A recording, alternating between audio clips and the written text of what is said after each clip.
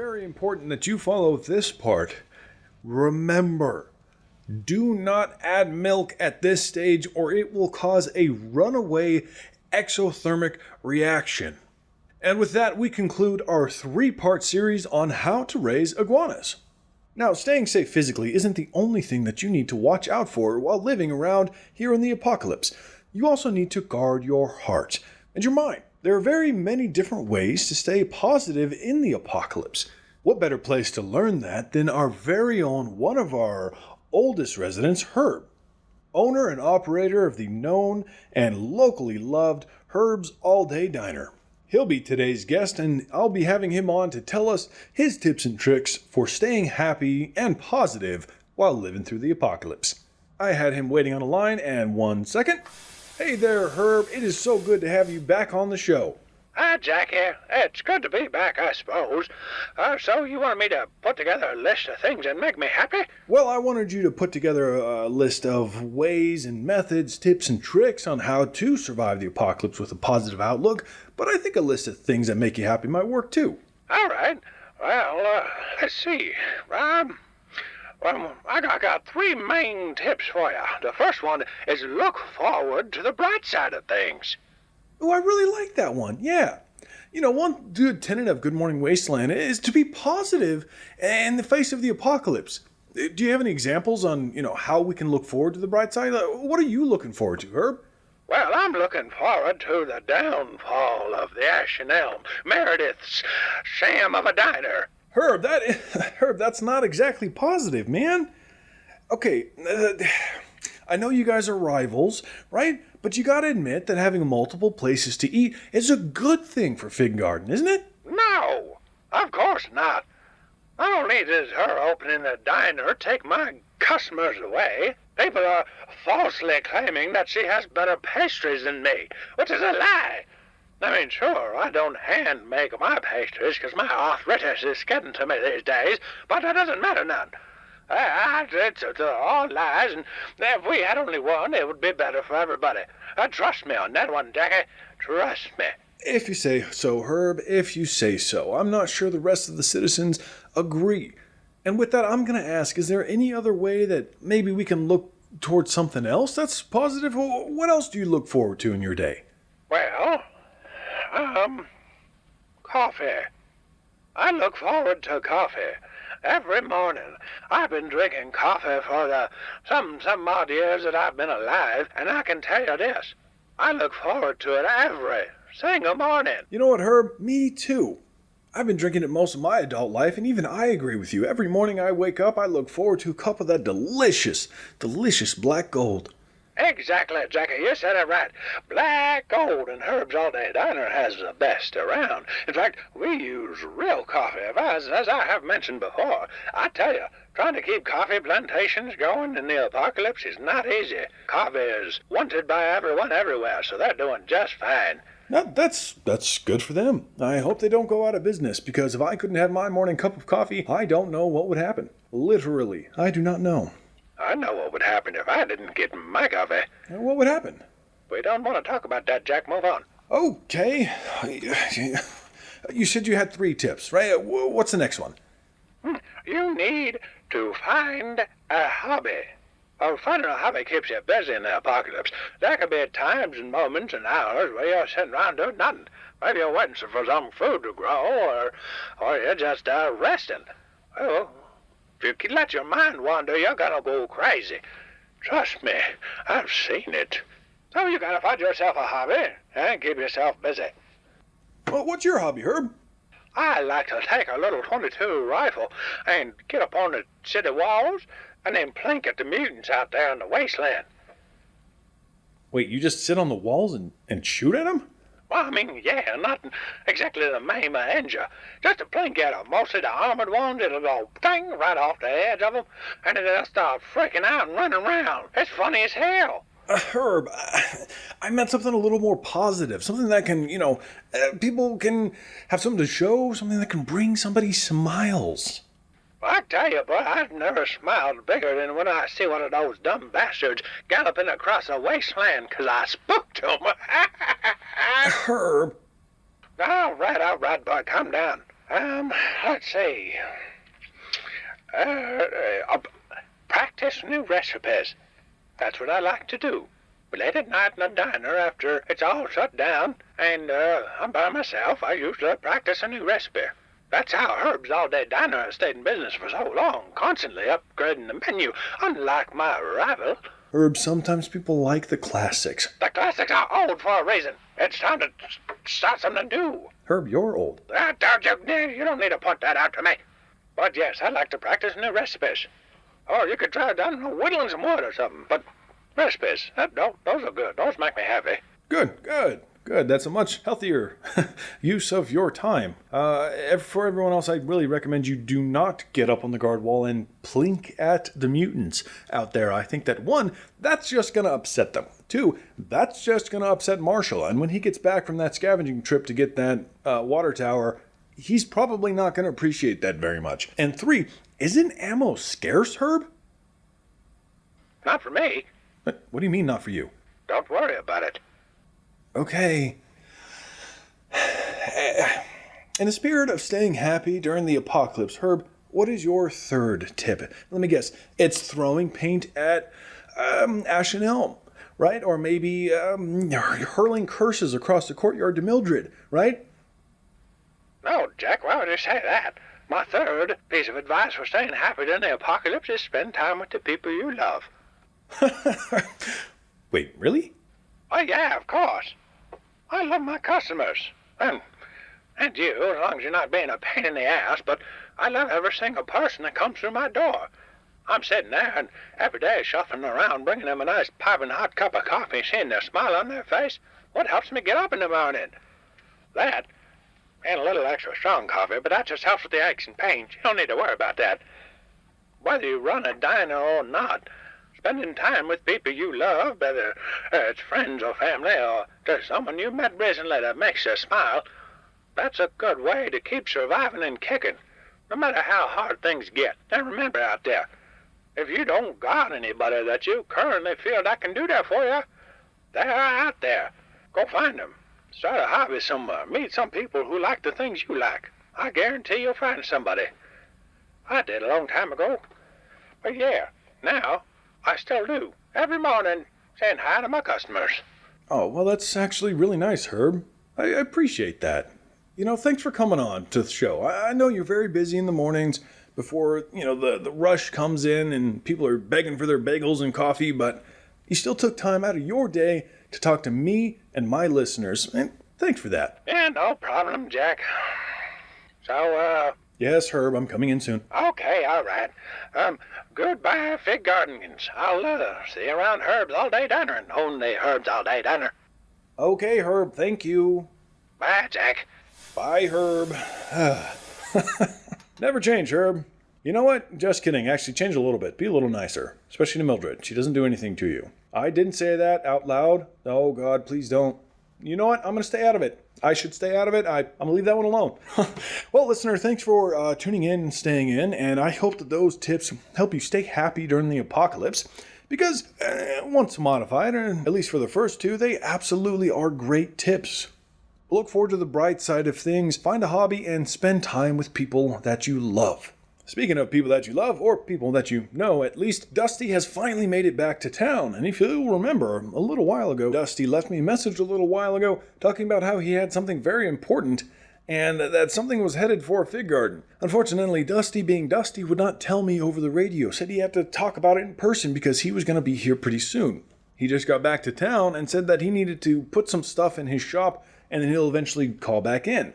And then he'll talk about it and tell me what he found. Now, he hasn't quite called in yet, so first we're going to play an ad, actually from Herb himself. Even though you just heard from the man, now you're going to hear him talk about Pie Day. Herb here from Herb's All-Day Diner, giving an ad to Jack for good morning apocalypse. Whatever. Well, Herb's All-Day Diner hosts a Pie Day once a year. You might be asking, now, Herb, what is Pie Day all about? And if you're asking that, you're dumb. It's about pies, stupid. So come on in, and pies are all 15% off. Why? Well, hell, I don't know. I like pie, and so do you. So come on in, get a cheap pie, get a cup of coffee, and chat it up with your fellow Fig Guardians. If you're not a Fig Guardian, come on in anyways. In fact, mention that. Mention you heard this ad, and then maybe, I'll be convinced that this is worth my time and money. Come on in and mention you heard the ad and get another 10% off. 10% off the amount that remains after the 15% off, not 10% off the original. I'll handle the math. Come in, get pie, get coffee, and say hi. Ooh, I like that. Come in, get pie, say hi. I gotta write that down.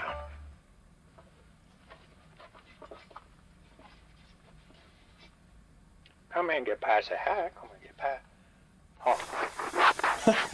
Yes, the annual Pie Day at Herb's All Day Diner. It's as simple as it sounds. Go in, say hi, get pie, apparently. Herb's actually makes some pretty good pie. His crust leaves a little to be desired, but the filling.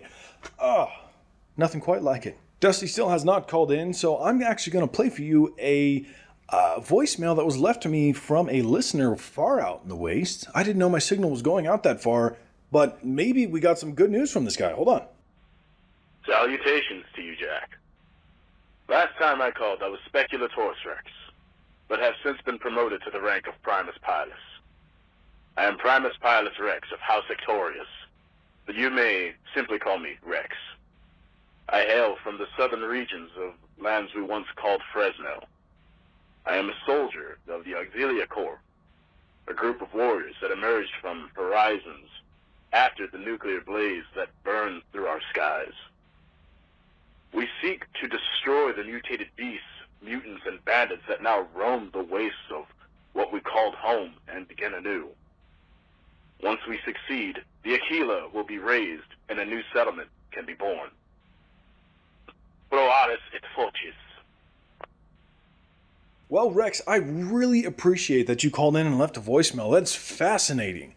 I want to know more about it. What legion are you talking about? What settlement are you guys building? That sounds very cool. And call in. Leave me a message. Tell us what it is you guys are doing, and if there's any way we can help. I can't wait to hear more from you, because I love to hear about new settlements that are popping up in the wasteland. Oh, look at that. Dusty's finally calling in. One sec. All right, Dusty. Got you on. Hi, Jack. Thank you very much for bringing me in. Yeah, no problem. I'm glad you're safe, because you said you found something that's coming for Fig Garden.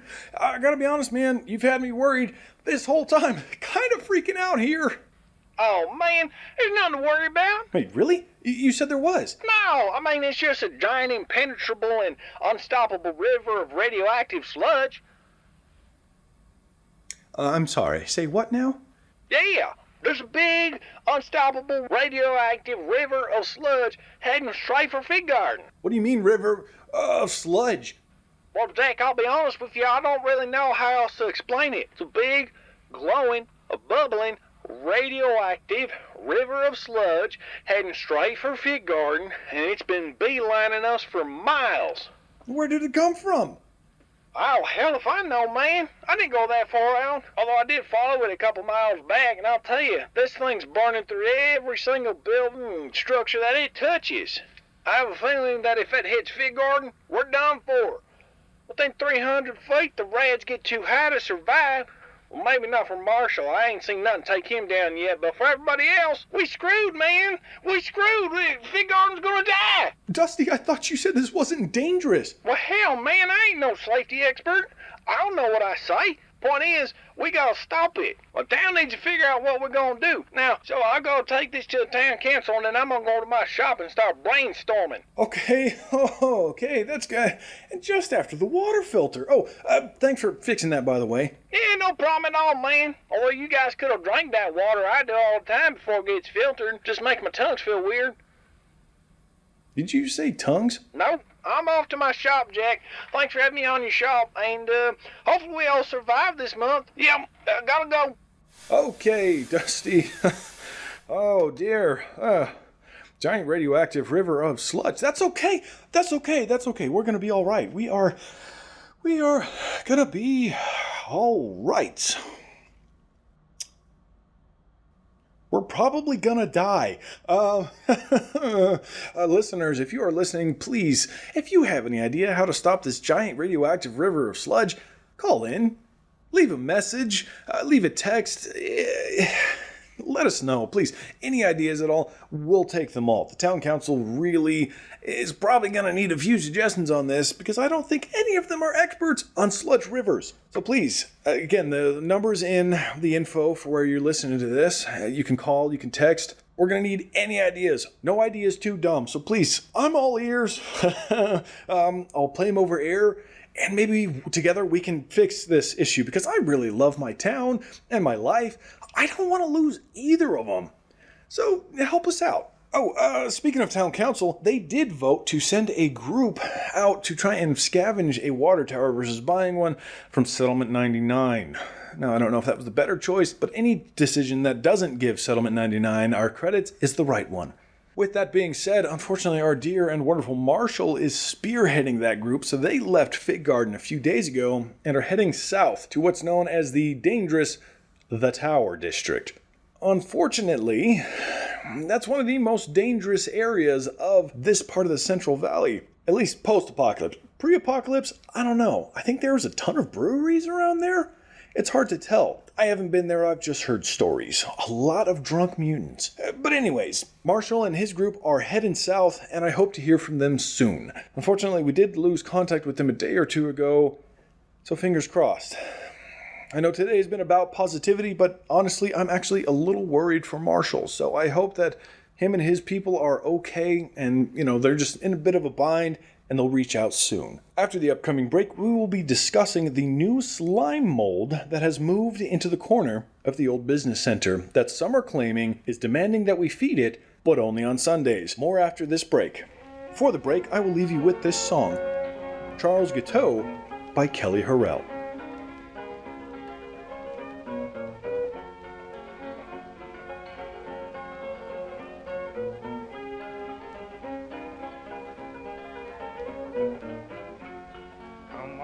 Tender Christians, wherever you may be, and likewise pay attention from these two lines from me. I was down at the depot to make my getaway, and Providence being against me, it proved to be too late. I tried to play off insane, but found it would not do. The people all against me, it proved to make no show. Judge Coxey passed the sentence, the clerk he wrote it down. On the 30th day of June to die I was condemned. My name is Charles Guiteau, my name I'll never deny. To leave my aged parents to sorrow and to die.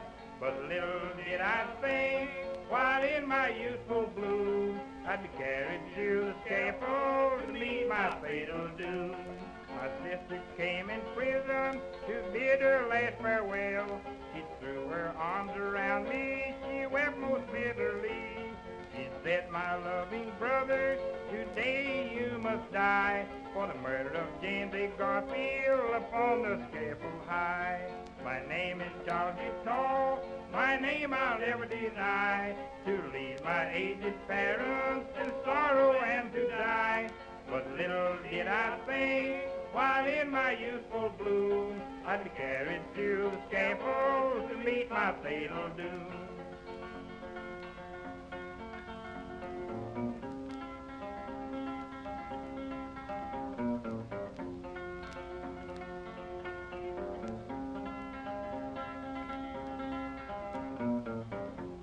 And now I mount the scaffold to bid you all adieu. The hangman now is waiting, it's 2:15. The black gas is o'er my face, no longer can I see. But when I'm dead and buried, dear Lord, remember me. My name is Charles Guiteau, my name I'll never deny. To leave my aged parents in sorrow and to die. But little did I think, while in my youthful bloom, I'd be carried to the scaffold to meet my fatal doom.